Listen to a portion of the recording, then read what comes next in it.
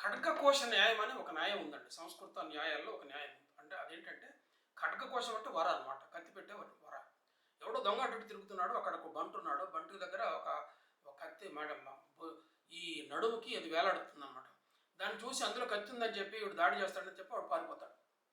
దీన్ని ఖడ్గకోశ న్యాయం అంటారు. అంటే ఆయుధం ఉండటం ఇంపార్టెంట్. అది పని చేస్తుందా చేయదా, నిజంగా అందులో ఆయుధం ఉన్నదా అన్నది ఇంపార్టెంట్. అట్లాగే ఆర్మ్డ్ పోలీస్ అంటాం మనం.